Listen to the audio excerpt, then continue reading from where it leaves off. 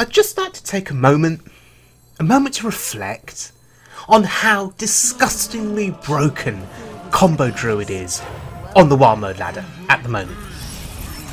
My opponent is at 42 health.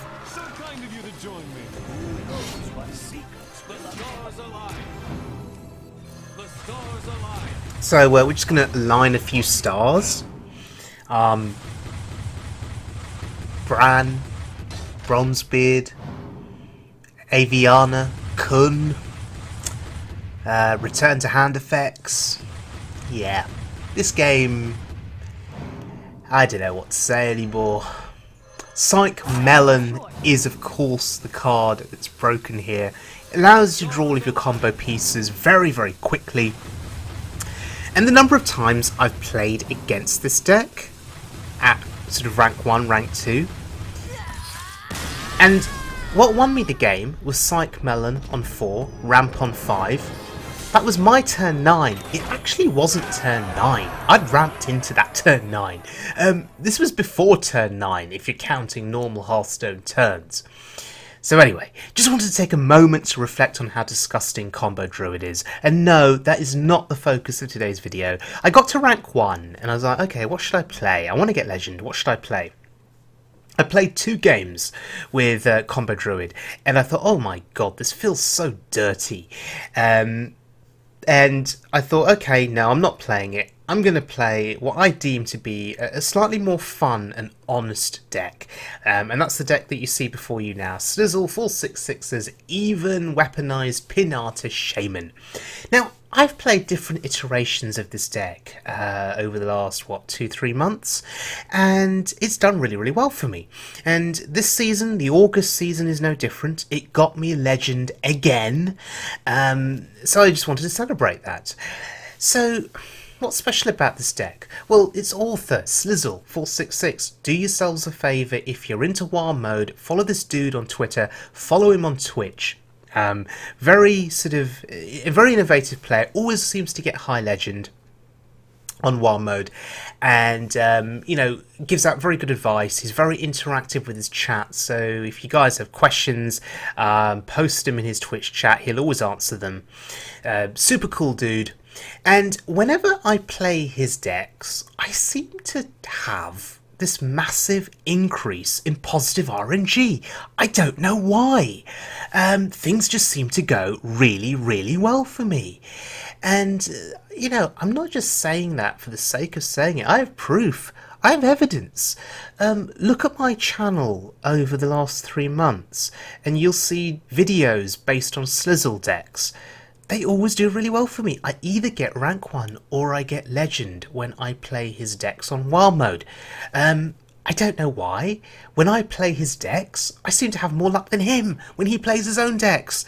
Anyway, this season we get Legend with this Even Shaman. I featured this video recently on my channel. Sorry, it's deck, I should say, recently on my channel.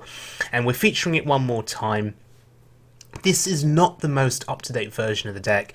Slizzle's latest version includes 1 copy of Windfury, because Windfury on a 4-mana 7/7 is pretty disgusting, right? If it connects 2 or 3 times, it wins the game. But I'm going with this version, this more original version of the deck, just because I'm more comfortable with it. It's what I'm used to.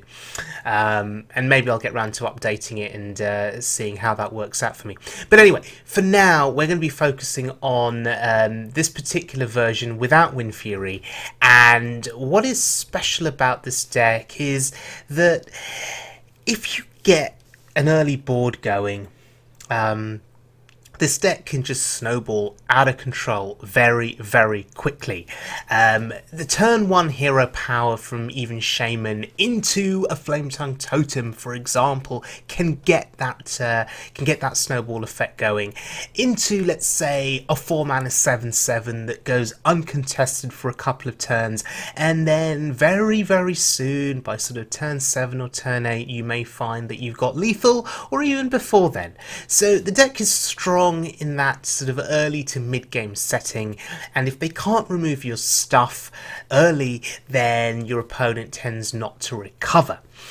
But if if you get to the late game and you find yourself top decking, maybe they're top decking as well, weaponized Pinata, as I've said before and I'll say it again, people may look at this as a meme card and say, you know, what's it gonna do? It's you know, why are we playing this for 4 mana? Well, in the late game, which in my opinion is when you want to draw it, by the way, in the late game, it's a hand refill. Once it dies, you get a legendary back to hand, and that legendary can be game defining, it can be game winning. I've had Hogger, I've had Kel'Thuzad, I've had a whole range of positive legendaries. In fact, if I add up all of the times that I've played weaponized Pinata, I would say 70% of the time it's given me something useful that either does something productive on board or acts as a threat that my opponent has to really extend into in terms of dealing with it. So it's worked out for me more often than not. I'm well aware that there are some rubbish legendaries in Hearthstone, and there's every chance it gives you a rubbish legendary, sure. But sometimes you've just got to trust in a little bit of RNG and hope things work out for the best. So the fact that this deck can take you to legend, and you know, I've done it more than once now with this with this deck. I think it's proof that it is a tier 1 deck. Slizzle has been piloting this Pinata Shaman into high legend, so again, certainly proof that you can work some miracles with it. So we're going to have a look at this deck in action on the wild mode ladder, and hopefully if you guys find it interesting, maybe you'll give it a try and then leave some comments in the comment section below telling me how you found it. Now let's look at things from the other side to begin with. I'm going up against an Even Shaman, and here I'm playing as a Renolock. And usually when you have Reno Jackson in hand, you feel pretty safe, right? Healing back up to 30 is pretty insane, particularly if you can even tap first to draw a card and then heal back up to 30, it's even better. So this Even Shaman has done what Even Shamans do best. He's gone wide on the board and put out a whole series of big threats very, very early. Sea Giants, Totem Carvers, of course there's also things from below that can come down.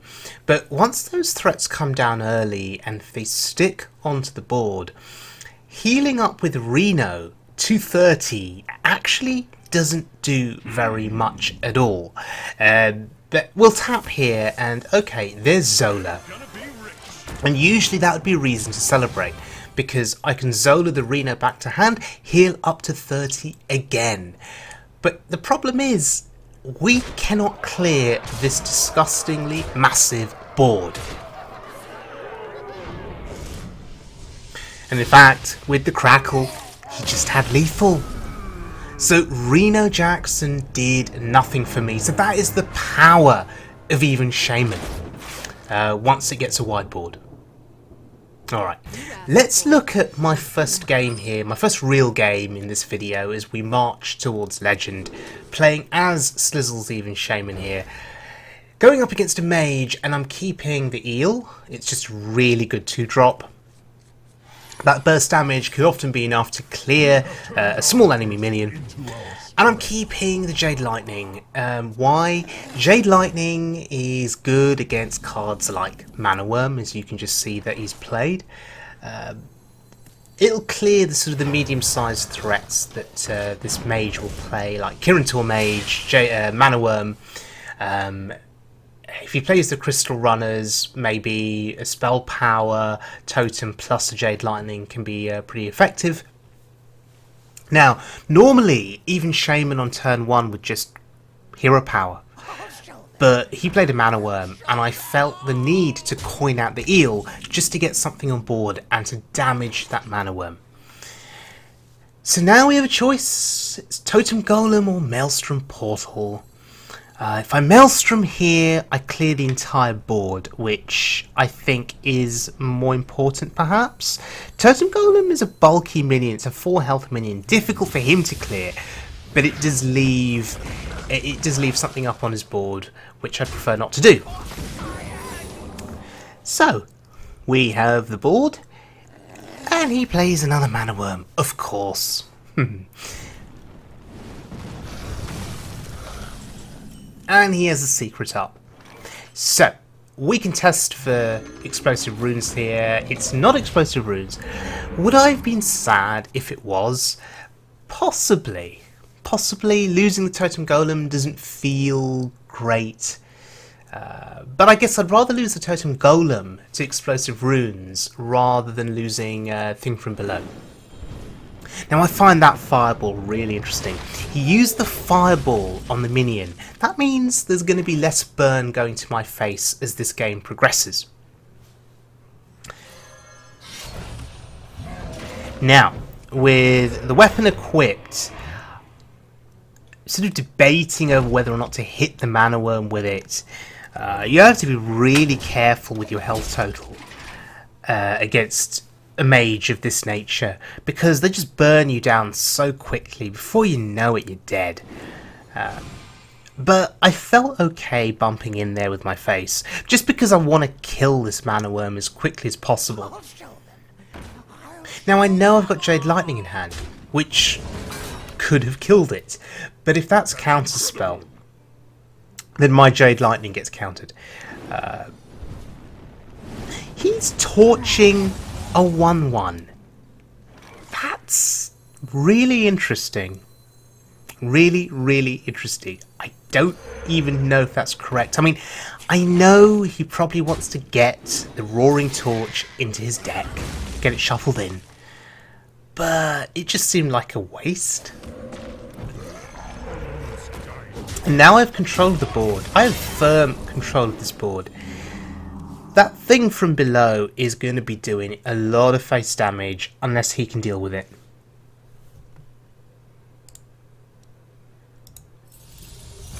Unleash your potential. There's Aluneth. Thankfully, we have the answer in hand. And it deserves an emote. It really, really does.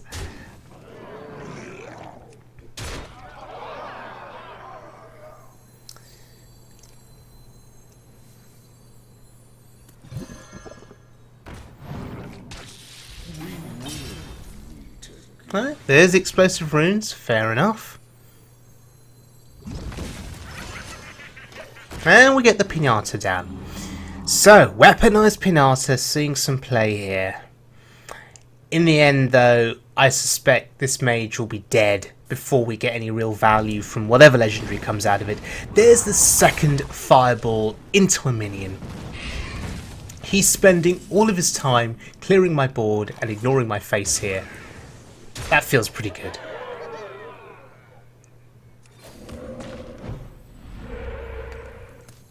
Elements I like, totems I love. So, substantial board presence built up here. We have many secrets.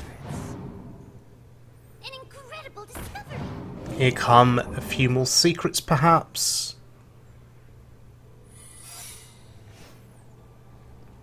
And he plays a third. Okay, so 3 secrets in play. One of them has to be counterspell, and the other is possibly Iceblock, and maybe another explosive runes. So we can pop the block here this turn. But I really don't want to leave anything up on his board. So we test for the counterspell. It is indeed the counterspell, which is unfortunate, but at least it's out the way now. That has to count for something.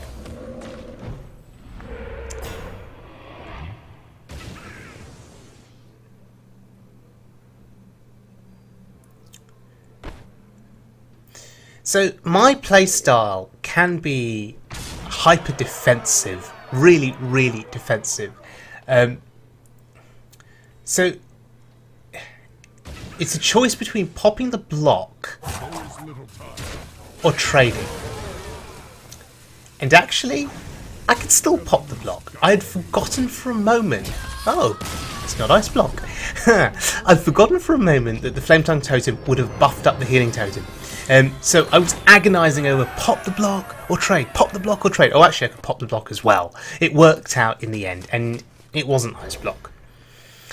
Okay, next little game here is against a hunter, which is interesting. I don't see many hunters at rank 1 or rank 2 for that matter. See quite a few of them at sort of rank 5, rank 4, but not really met many at rank 1 or 2. So, and of course my opponent is a legend, so he could be playing anything. I think a lot of people, once they hit legend, they just use it as an excuse to play fun decks, because they don't particularly care about what legend rank they end up at. They're just happy that they've hit legend, so they play strange decks. And speaking of strange decks, this is Mech Hunter playing the old school Goblins versus Gnomes mech cards. This is pretty awesome.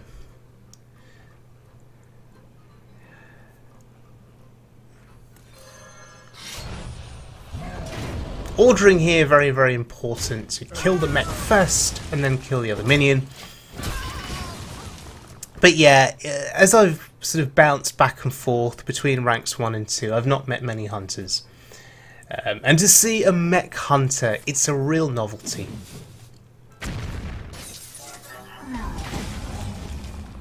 Okay, so developing the eel there puts a 2/3 body on board. We save our weapon charge. Again, need to be conscious about the amount of face damage that I'm going to be taking over the course of this game. That Hunter hero power eventually will start stacking up. Metal Tooth Leaper, without any other mechs on board. Could have played a 4-mana 7/7. But keeping the board clear feels better. And that's the defensive player in me coming out there.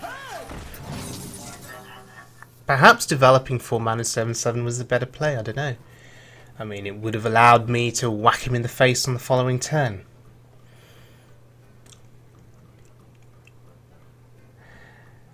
That's incredible. But I do have a feeling that the Sea Giant is going to be coming down very, very shortly. It could be that if I roll a Spell Power Totem, that Maelstrom Portal would be a full board clear. I don't know why this guy has not ended his turn. It could be that he's playing on public transport and he's gone into a tunnel like I often do on the train and my connection suddenly goes. Or I'm playing Hearthstone whilst I'm cycling at the gym on the cycling machine, or walking on the treadmill and my gym's Wi-Fi is absolutely crap, and then I'll just cut out from time to time. Maybe he's on the treadmill. Nope. Okay. So, if we get the Spell Power Totem, we're happy. Never lucky. Never a Spell Power Totem. So, the Giant seems like a sensible bet. And we are taking a reasonable amount of damage here. Down to 20. Which doesn't feel too bad at this stage of the game. But again, being conscious of, you know, that Hunter hero power doing work as we head into the mid and the late game. So we don't want to get down too low where we're at risk of various shenanigans. I was going to say being at risk of kill commands, but I highly doubt this guy plays kill commands. No.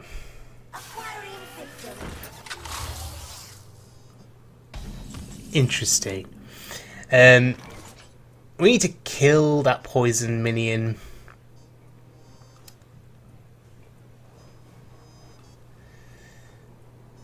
Even with 2 Crackles in hand and a Jade Claws, I don't think we've got anywhere near enough for any kind of lethal here.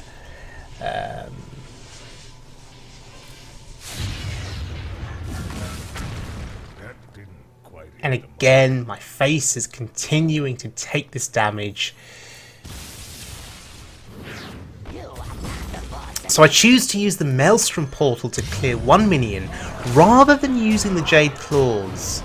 So again, I just don't want to take any more damage. But we're setting up now for our own lethal on the next turn. Being able to connect to the face with a sea giant pretty much guarantees that your opponent is screwed from here on out.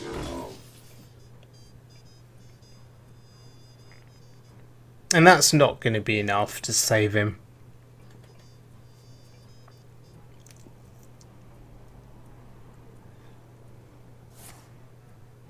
Oh, he's doing the honourable thing. Bless him. So he got double whirling blades there. Yeah. If he'd had a board full of mechs, yeah, buffing up those mechs with attack power, I can see what his strategy would have been. Okay. Next game. It's against a warlock. So I'm keeping Thing from Below. Often I wouldn't keep that card. I'd rather draw it in the mid-game once I've had an opportunity to play a few hero powers and get it discounted. But here, against the Warlock, I'm keeping it. It's probably going to be a Renolock. And so, having Thing from Below in my hand, it feels like the ability to play a guaranteed threat in what will be initially a slow game. And here's why it's slow. He just played a Doomsayer. So he's going to be stalling things out now. He wants me to stop developing stuff on the board. And he thinks by playing the Doomsayer that he was successful in doing that. He was, to an extent. But I'll simply hero power again. Discount my Thing from Below.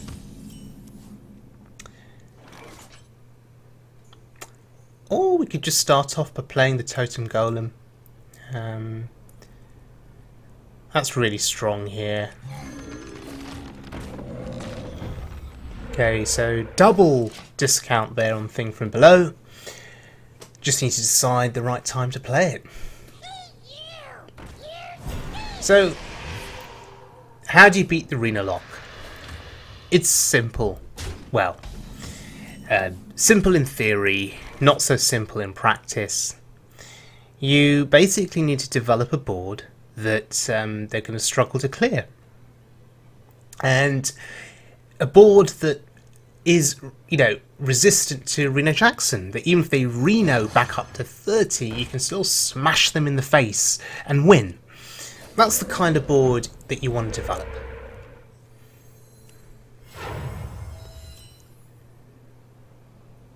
And I think with Thing from Below being coined out here, we're putting ourselves in a position where we may be able to develop that kind of a board.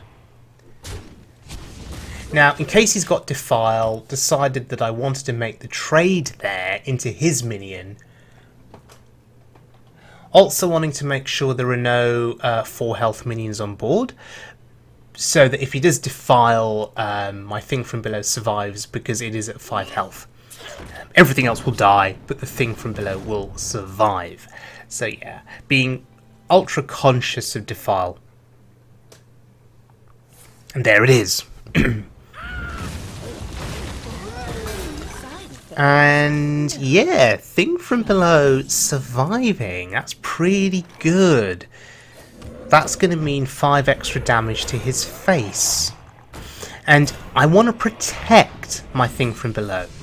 So I'm using the Jade Lightning there on the Mistress, and we push the 5. Feels amazing.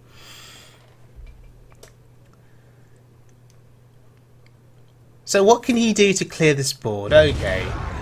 Hellfire hurts him as well. We still have something left on the board. And we're just going to keep reloading. Just going to keep pushing, keep reloading,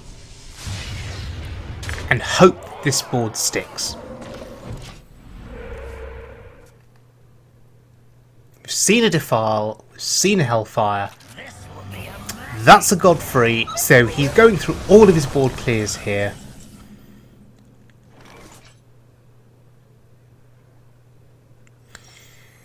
We're slowly running out of cards though, we're slowly running out of refills. Sea Giant will be our last big push once he clears this board. So as the Renolock, you want to play your board clears, run your opponent out of threats, heal up with Reno, and win the game. He doesn't have Reno Jackson though, because if he had Reno, he would have played it, and it probably at this point would be game over for me. But he doesn't have it. So how much damage is this? 5 to the face. A crackle. Oh, that's lethal. There we go. Feels amazing. So, when they don't have Reno Jackson, you get legend. That's how Hearthstone works. Right, so Slizzle466's Even Pinata Shaman. The proof is in the videos that I've produced over the last couple of months. This deck really does work. It can take you to legend. So yeah, give it a try and tell us what you think. Me and Slizzle are on a mission to spread the good word about this deck.